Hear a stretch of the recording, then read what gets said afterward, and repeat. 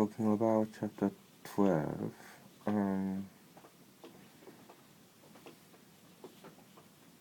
Sleeping time.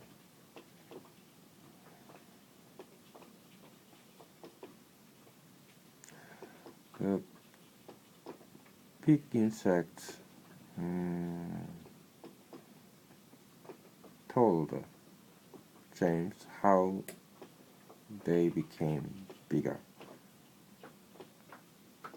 Now they were normal insects. They were around the peach tree, and they ate crystal jewel like small ones, which James scattered.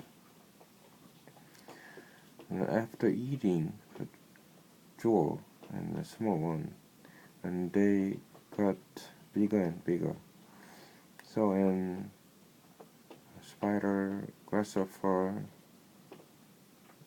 ladybug, centipede, and worm, including firefly.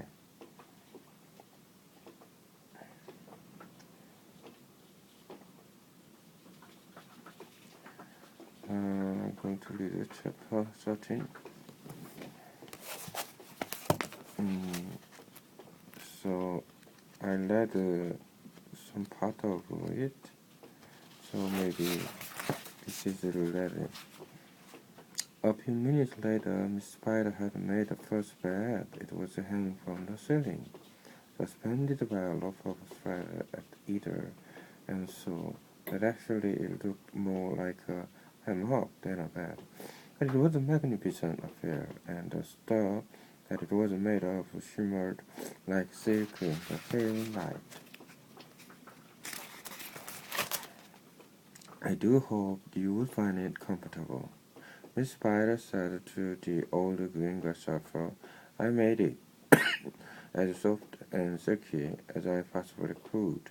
I spun it with a gossamer that's much better quality thread than the one I use for my own web. Thank you so much, my dear lady, the old green grasshopper said, climbing into the hammock. Oh, this is just what I needed. Good night, everybody. Good night. Then Miss Spider spun the next hammock and the ladybug got in. After that, she spun a long one for the centipede and an even longer one for the earthworm. And how do you like your bed? She said to James when it came to his turn to harrow soap. I like soap. Thank you very much, James answered. For goodness sake, stop staring round the rooms and get on with my boots. Centipede said, you and I are never going to get any sleep at this rate, and kind of line them up neatly in pairs as you take them off. Don't just throw them over your shoulder. James walked away frantically some centipede's boots. Each one had lace that had to be untied and loosened before it could be pulled off. And to make matters worse, all the laces were tied up in the most complicated knots that had to be unpicked with the fingernails. It was just awful. It took about 2 hours, and by the time James had pulled off the last foot of all and had lined them up in a row on the floor, 21 pairs altogether, the centipede was fast asleep. Wake up, centipede, whispered James, giving him a gentle dig in the stomach. It's time for bed. Thank you, my dear child, the centipede said, opening his eyes. Then he got down off the sofa and ambled across the room and crawled into his hammock. James got into his own hammock, and oh, how soft and comfortable it was compared with the hard bedboard that his aunts had always made him sleep upon at home. Right out, said the centipede drowsily. Nothing happened. Turn our light, he called, raising his voice. James glanced around the rooms, wondering which of the others he might be talking to, but they were all asleep. The old green grasshopper was snoring loudly through his nose. The ladybug was making whistling noises as she breathed, and the earthworm was coiled up like a spring at one end of his hammock, wheezing and blowing through his awful mouth.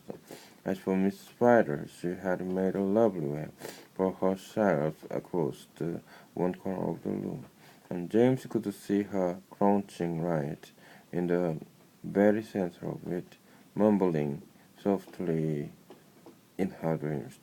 I said, turn out the light, shouted the centipede angrily. Are you talking to me? James asked him. Of course I'm not talking to you, you ass, the centipede answered. That crazy grown worm has gone to sleep with her right on.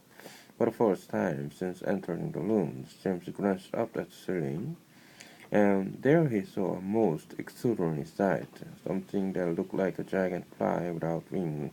It was at least 3 feet long, was standing upside down upon its 6 legs in the middle of the ceiling, and the tail end of this creature seemed to be literally on fire. A brilliant greenish light, as bright as the brightest electric bulb, was shining out of its tails and lighting up the whole room. Is that a glowworm? Asked James, staring at the light. It doesn't look like a worm of any sort to me.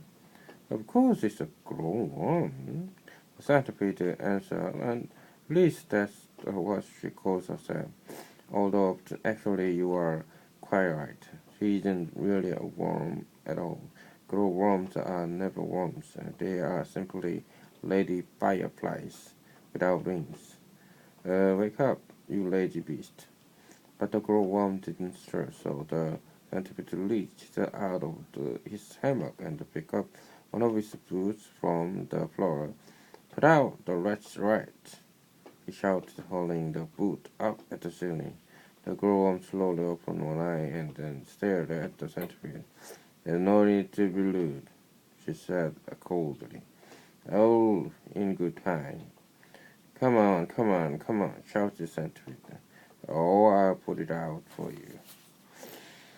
Oh, hello, James, the glowworm said, looking down and giving James a little wave and a smile. I didn't see you coming. Welcome, my dear boy, welcome. Good night. Then creaked, and out went the light. James the onion trotted lay there in darkness with his eyes wide open, listening to the strange sleeping noise that the creatures were making all around him, and wondering still what on earth was going to happen to him in the morning. Aladdin was beginning to like his new friends very much. Oh, they were not nearly as terrible as they looked. In fact, they weren't really terrible at all. They seemed extremely kind and helpful, in spite of all the shouting and arguing that went on between them.